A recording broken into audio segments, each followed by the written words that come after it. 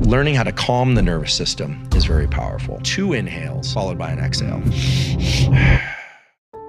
Some people are so agitated, the monkey mind, they got too many things going on. They're trying to sit down and write. Wait, I've also got this person I need to connect with, and I'm kind of being drawn off course by not being able to put the blinders on. For people that have that issue, and the best way that I know how to do that is based on 2 studies, one published in Nature, one published in Cell Reports recently, showing that physiological sighs are one of the fastest ways to bring our overall levels of autonomic arousal down. A physiological sigh is 2 inhales followed by an extended exhale. So it's like,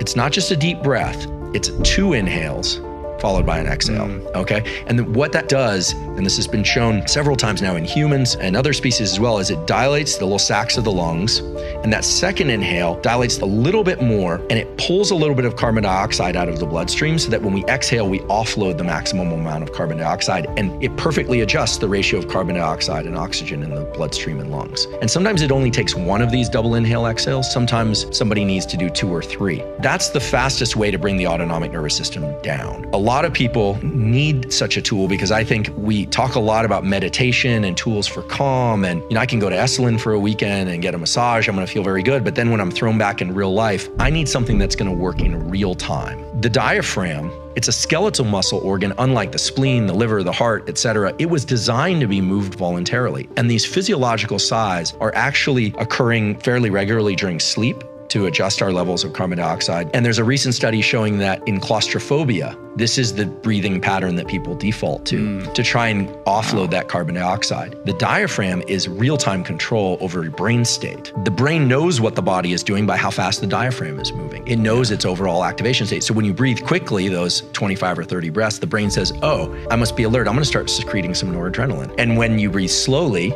that level of noradrenaline drops down. It sounds so simple, but I think it's only in the last 2 or 3 years that my lab and Mark Krasnow's lab at Stanford and other labs elsewhere in the world have started to identify the neurons in the brain that are linked to breathing and how those 2 things relate to one another. And I think everybody should have a kit of tools that they can use to bring themselves down and ramp themselves up.